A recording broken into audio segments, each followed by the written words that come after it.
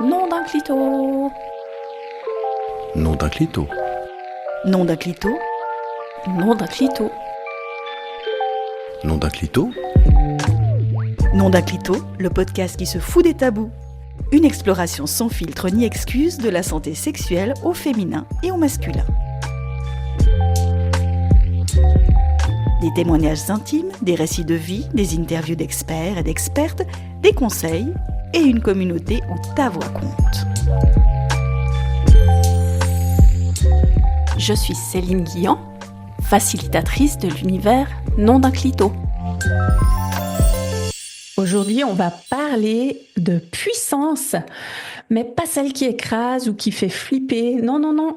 On va parler de celle qui élève, celle qui libère, qui te traverse quand tu décides de t'assumer pleinement. Même les jours où tu es en mode doudou pyjama entre ton plaid et ton chat, si tu en as un. Bienvenue dans cet épisode un peu spécial de Nom d'un clito. Parce que, attention au roulement de tambour, j'ai décidé de participer pour la toute première fois au Podcaston, qui en est déjà à sa 3e édition. Et grâce à cet événement qui rassemble des centaines de podcasteurs et podcasteuses et d'assos engagés, j'ai découvert une pépite, l'école des nouvelles femmes. Et aujourd'hui, j'ai le plaisir, que dis-je, le feu sacré, d'accueillir 3 de ses coprésidentes. J'ai Magali, Lorraine et Manon. Bonjour mesdames et bienvenue au micro du Clito. Bonjour. Bonjour. Bonjour. Hello, hello. Alors, toi qui écoutes, tu te demandes peut-être, mais Céline, pourquoi cette association en particulier? Et puis, tu as vu comment je fais bien les voix. Eh bien, c'est parce que, comme Magali, Lorraine et Manon, j'ai vraiment à cœur que les femmes puissent s'élever, mais pas toutes seules. En fait, je suis convaincue que si on veut faire bouger les lignes, c'est vraiment main dans la main avec les hommes qu'on ira plus loin. Et parce que l'émancipation, la vraie, c'est pas juste une affaire de genre, c'est vraiment une affaire d'humanité. Et quoi de mieux que d'en parler avec des femmes qui accompagnent d'autres femmes à oser, à partager et à s'autoriser sans phare, sans filtre et sans bullshit. Alors dans cet épisode, on va causer sorofraternité, frein à l'émancipation, cercle de soutien et surtout de comment on avance ensemble au-delà des étiquettes, des cases et des t'as qu'à faire comme si en fait. Alors, on va commencer par les premières questions et juste avant, je vais vous demander, mesdames, à tour de rôle, évidemment, parce que sinon, si vous parlez tout en même temps, on va pas s'entendre, de présenter, de dire votre prénom, de présenter votre rôle au sein de l'école des nouvelles femmes, et puis de nous donner une ou 2 valeurs qui vous tiennent particulièrement à cœur dans la vie et que vous retrouvez aussi pleinement dans l'association. Alors, qui veut prendre la parole en premier? Nom d'un clito. Interview. Magali. Oui, merci Céline. Si, je vais prendre la parole. Tu me l'offres, tu me l'attends, je la prends. Merci beaucoup Céline. Donc Magali, je fais partie des 4 coprésidentes de l'association de l'école des nouvelles femmes. Alors personnellement, j'ai 2 valeurs qui me traversent dans le quotidien. C'est le partage et l'enthousiasme. Alors l'enthousiasme, j'ai adoré quand j'ai découvert dans ce mot-là que ça voulait dire avoir le du en soi. Ah, Et je trouve que ça va bien avec l'école des nouvelles femmes parce que dans l'école des nouvelles femmes, il y a beaucoup de joie, ce qu'on retrouve dans l'enthousiasme. Il y a beaucoup de partage, évidemment. Ça, c'est un socle puissant. Et puis, ce que j'aime aussi beaucoup dans cet enthousiasme, c'est que on est à fond, quoi. Voilà, c'est génial. merci Magali. Et qui souhaite se présenter ensuite? Allez, je dis Manon. Donc, bonjour à tous. Donc, moi, c'est Manon. Je suis également l'une des 4 coprésidentes. Les valeurs, moi, qui me tiennent particulièrement à cœur dans ma vie et que je retrouve dans l'association, c'est celle de la solidarité et de la bienveillance. Je trouve ça très important d'être solidaires les uns avec les autres, de respecter les autres et de considérer les autres, leur importance, leur problématique et dans leur entièreté. Voilà. Mm. Et je pense sincèrement que avec la solidarité et la bienveillance, l'être humain ne peut que aller bien. Voilà. Donc, c'est aussi simple que ça. Voilà. Merci Manon. Et puis Lorraine alors? Et oui, alors moi c'est Lorraine, je suis animée par deux valeurs que j'ai, je pense, beaucoup découvertes aussi dans l'association, qui sont le soutien, plutôt dans son côté encouragement, et je pensais aussi à l'autorisation. Mm. L'autorisation, c'est vraiment une chose que j'ai découverte dans l'association parce que d'un coup, on me disait, vas-y, fais comme tu le sens. Tu sais pas faire, ben essaye. Enfin, il y avait vraiment ce truc de, bah, du coup, d'encouragement à essayer. Et ces deux choses-là, je trouve que c'est assez magique ensemble parce que, ben, du coup, petit à petit, on évolue et on grandit et c'est incroyable. Merci Lorraine et merci à vous toutes de vous être présentées pour avoir une meilleure image, en tout cas une image un peu de qui vous êtes, puisqu'on entendra surtout vos voix. Alors je vais poser la première question à Manon. Par rapport à la mission et la vision, est-ce que tu peux, Manon, nous parler de la mission principale de l'École des Nouvelles Femmes et de ce qui t'anime au quotidien dans ce projet? Donc, la mission principale de l'École des Nouvelles Femmes, c'est d'accompagner les femmes à vivre pleinement leur puissance, qu'elles osent et qu'elles osent. C'est les soutenir surtout dans les hauts et les bas de leur quotidien, mais aussi de leur chemin à elles, de leur évolution personnelle et dans la société.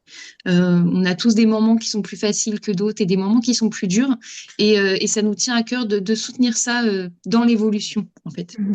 Il y a aussi et surtout, comme on le disait, Lorraine tout à l'heure à juste titre, la possibilité d'oser des choses grâce à un nouvel espace. On a aussi la volonté de créer un espace qui se veut authentique, qui se veut dans la liberté, dans le respect des autres, dans l'écoute et dans la bienveillance. Voilà, c'est des nouveaux espaces qui permettent de grandir en fait, de se retrouver et de s'autoriser, comme disait Lorraine, à essayer de nouvelles choses. Et dans le essayer de nouvelles choses, nous on parle beaucoup de la notion de oser. C'est oser les nouvelles expérimentations, ce qu'on n'aurait pas pensé être capable de faire, ce qu'on n'aurait pas pensé parfois vouloir faire, ce qu'on n'aurait pas pensé, enfin, tout ce qui est de l'ordre de ce qu'on n'ose pas faire, et ben, se l'autoriser, se le permettre. Et on se le permet grâce au soutien des femmes qui sont avec nous et des hommes aussi, parce qu'il y a aussi des hommes. Donc, c'est grâce à ça qu'on avance chacune, en fait, sur notre chemin personnel. Et voilà, c'est ça qui nous anime. Moi, ce qui m'anime aussi particulièrement, c'est que j'aime profondément l'humain. Je crois au partage et je pense qu'on s'enrichit tous les uns les autres de nos expériences, de nos vies, de nos personnalités. Et c'est ça qui est très, très important aussi à l'École des Nouvelles Femmes, c'est qu'il y a plein de personnes un peu de tout parcours, de tout horizon différent, et on s'apprend tous les uns des autres, on grandit tous de ça et des expériences qu'on vit ensemble. Voilà.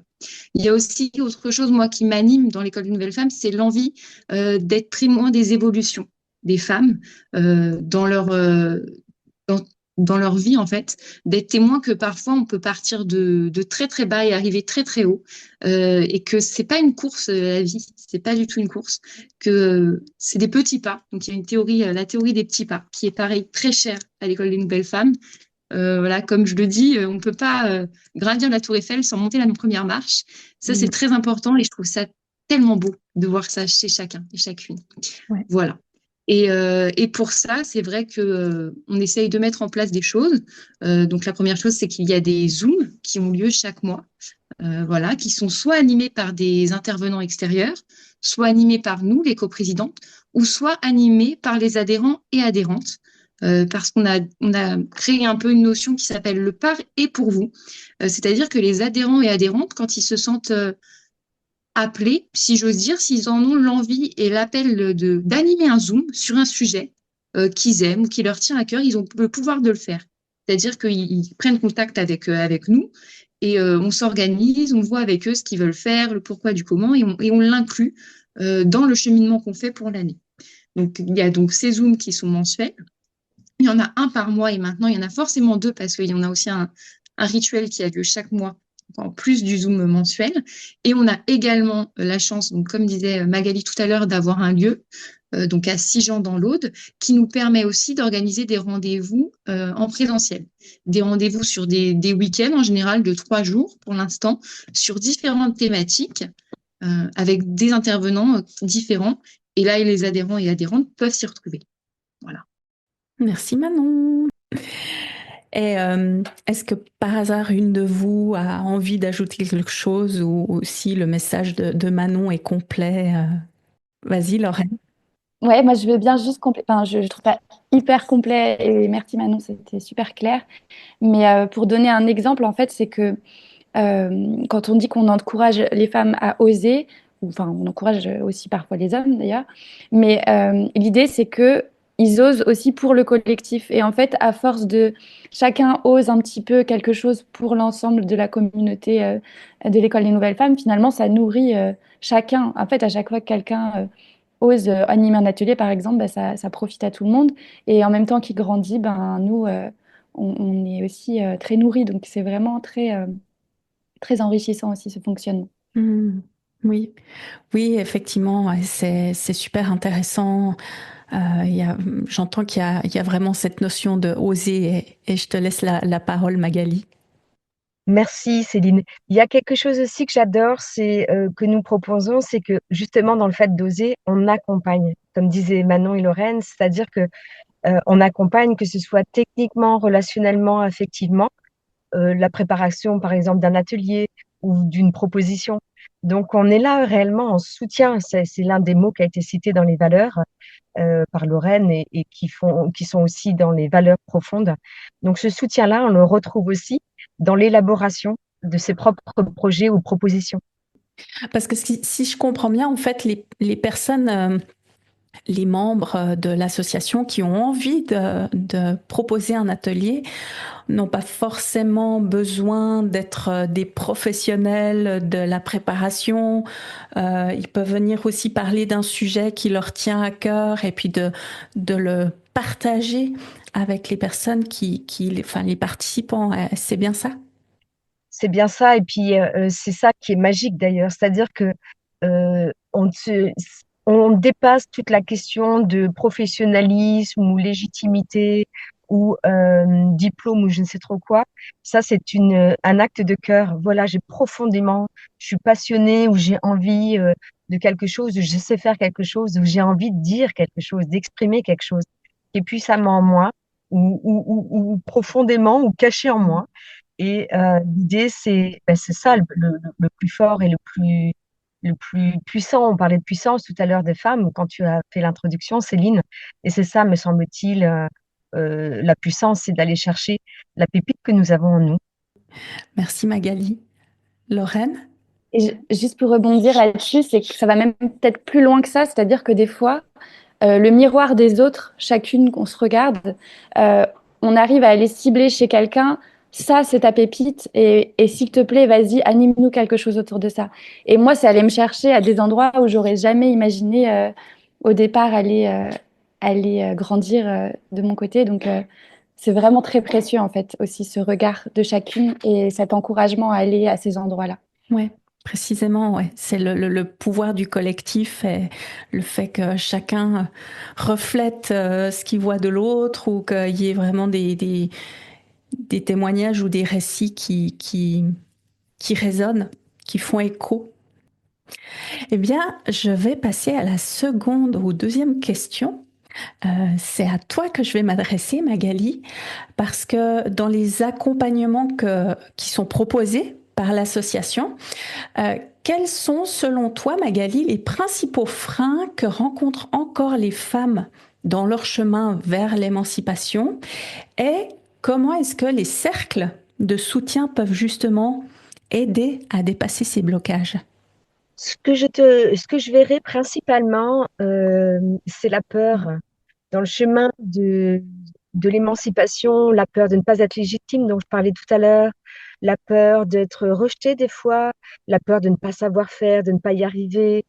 Et puis, il y a une peur dont on parle moins souvent, et qui pourtant, je la vois assez joliment à l'école des nouvelles femmes, c'est la peur de briller de sa Mhm. puissance. Et, euh, et puis il y a autre chose aussi, quelquefois la peur de s'exprimer, mais s'exprimer justement dans cette partie d'expression euh, du fond du cœur, enfin, de son expression personnelle, de sa lumière. Voilà, je cherchais le mot. Il y a aussi autre chose qui peut être un frein sur le chemin de l'émancipation, c'est parfois la solitude, le manque de soutien, le manque d'un cadre de bienveillant, le manque d'un environnement tel qu'il soit. Et donc, c'est pour ça que l'école des nouvelles femmes, et y compris avec les hommes, ça correspond aussi à cette globalité, c'est-à-dire, OK, ben, on a peur et tout le monde connaît la peur. Enfin, voilà, moi aussi, je connais la peur d'oser, bien sûr que je la connais bien, et c'est bien pour ça qu'il y a l'émergence de l'association de l'école des nouvelles femmes pour ça. Enfin, en tout cas, c'est comme ça qu'elle s'est Mhm. créée. Et puis, mais par contre, ça répond à quelque chose, c'est vous n'êtes pas seul, je ne suis pas seule, nous ne sommes pas seuls. Et osons, parce que la terre a besoin de nos élans de cœur, a besoin que l'on ose notre puissance, ce qu'on a vraiment envie et au fond de soi. Donc, voilà pour ce que je vois principalement et ce que l'on soutient au sein de l'association. Dépasser ses peurs, être soutenu et dans un cadre bienveillant. Et par rapport aux cercles dont tu parlais, les cercles de soutien qui peuvent aider à dépasser ces blocages, eh bien, il y a ce qu'on disait tout à l'heure, à savoir, eh bien, on est là. Il peut y avoir un accompagnement individuel, collectif. On a créé aussi une branche qui s'appelle la roue des entrepreneurs. Et c'est une branche spécifique, c'est-à-dire entreprendre, ça fait toujours un petit peu peur, voire même grandement peur. Et donc, on n'a pas appelé ça un cercle, mais carrément une roue, parce qu'il y a un rayonnage dans une Mhm. roue. Il y a un centre et un rayonnage. Et on utilise des approches et des process comme le co-développement, comme le par et le pour dont parlait Manon tout à l'heure, qui est vraiment essentiel, les petits pas qui a été cité. Et l'idée, c'est de créer du nouveau, justement, c'est d'accompagner le nouveau, d'où l'école des nouvelles Mhm. femmes, hein. Mhm. On aime le nouveau parce que dans la nouveauté, ben voilà, il y a quelque chose qui émerge de soi. Voilà, on est toute nouvelle chaque jour et qu'est-ce qui peut être osé dans cet espace-là de nouveauté. Donc les cercles de soutien ou la roue, voilà, font aussi partie de cet espace où on peut s'exprimer. Et ça, mais c'est précieux, quoi. S'exprimer en étant entendu, écouté, et dans un cadre, mais j'ai presque envie de dire cocooning aussi, c'est protéger. Protéger cette parole, protéger cette expression, l'élever et la soutenir et pour la faire expanser, briller comme tu fais dans tes podcasts Mhm. pour que ça se diffuse, quoi. Voilà. Et ça, c'est pétillant, c'est magnifique, hein. Et là, à ce moment-là, ça crée une énergie tout à fait particulière dont j'ai nommé tout à l'heure l'enthousiasme, la joie, quoi. Et la joie, quelle magnifique vibration. Ça a une dimension assez spirituelle, mais c'est quelque chose aussi qu'on soutient à l'école des nouvelles femmes. Merci Magali.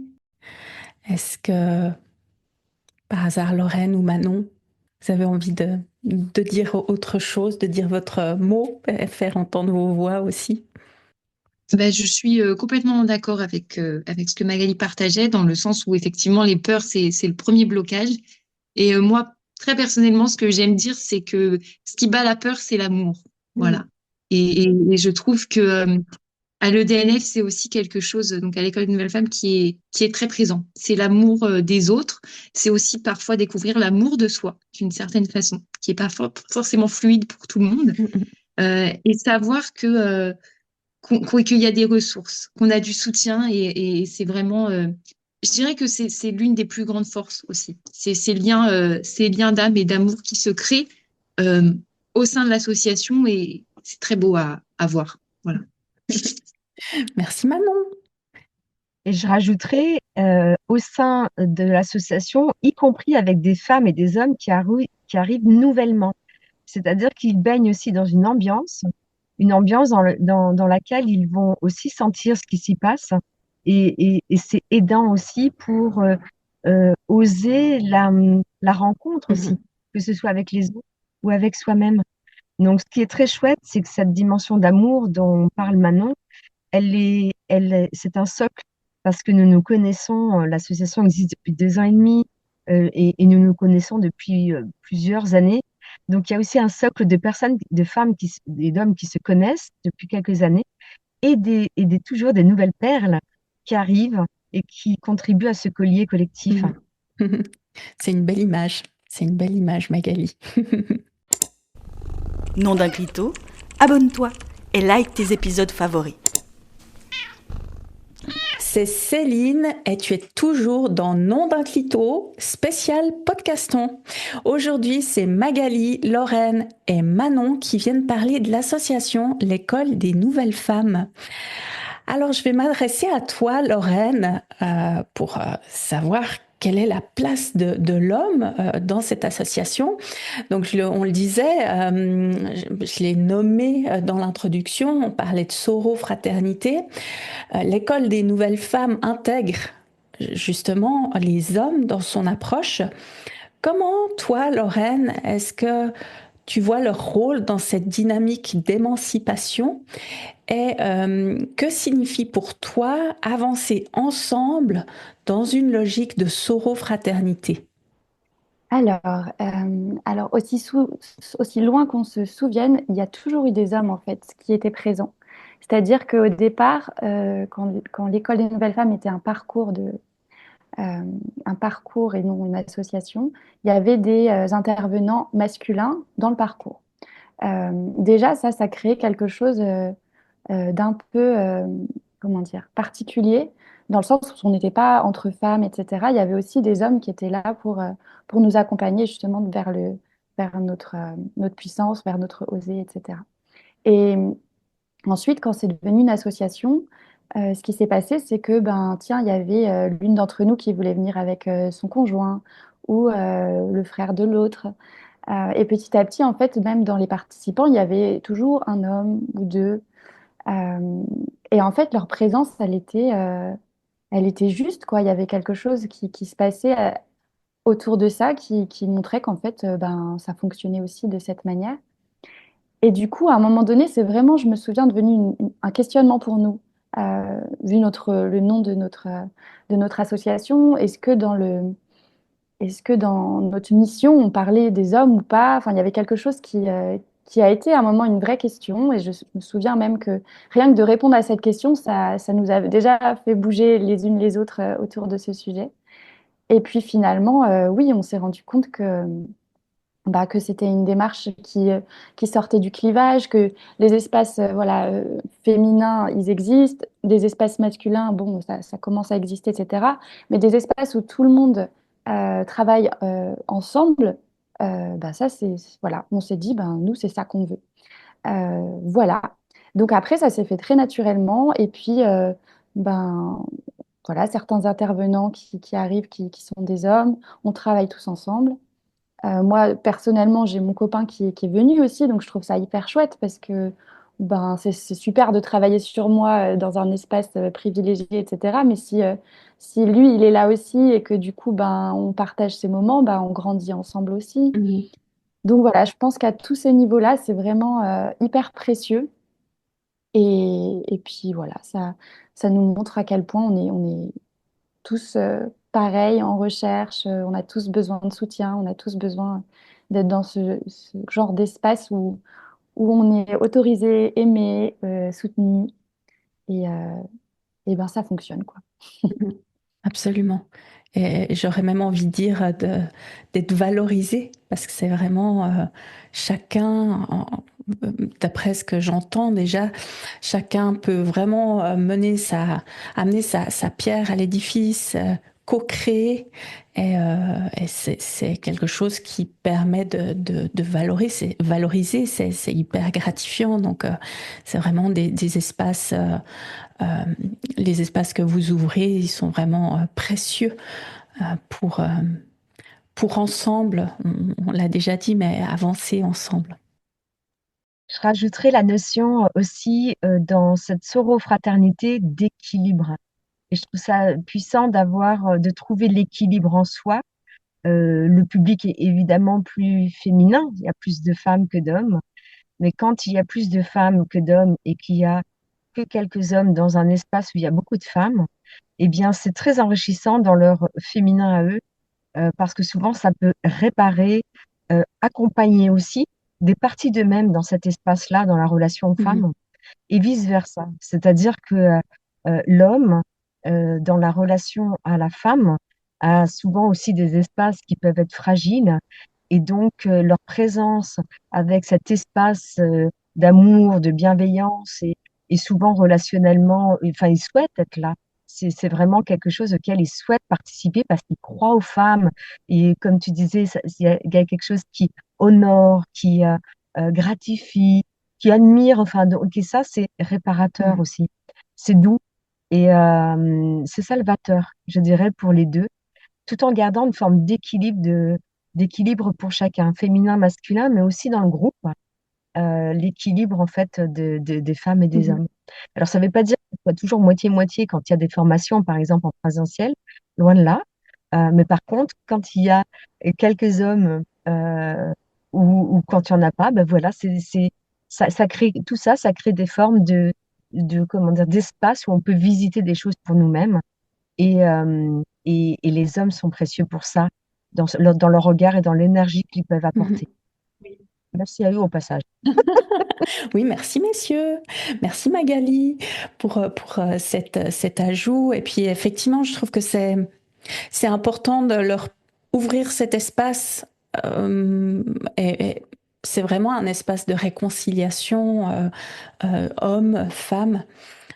Parce que c'est vrai que on parle beaucoup de ce qui se passe pour les femmes, mais ça doit pas être si simple que ça d'être un homme de nos jours, parce que finalement, ils ont aussi des situations, des problématiques qui sont peut-être pas exactement les mêmes que les nôtres, mais ils en souffrent quand même. Et en plus, à eux, on leur dit de fermer leur bouche pour pas être vulgaire. Et puis, ben, ils encaissent, ils encaissent, ils encaissent. Et c'est pas bon, on le sait. Et ça me permet d'aller alors à ma dernière question. Pour vous, qu'est-ce que ça signifie vraiment oser être une femme puissante en 2025 sans bullshit? Et puis, quel conseil est-ce que vous aimeriez donner à une personne qui sent qu'elle a du mal à s'autoriser à exister pleinement? Alors, qui souhaite commencer? Allez, je me lance. Lorraine, vas-y Lorraine. Alors, je dirais que oser être une femme puissante, alors en 2025 ou, ou en 2026, peu importe, mais en tout cas, je dirais que c'est le contraire d'être dans son impuissance. C'est pouvoir justement oser être et faire tout ce vers quoi on est appelé à aller.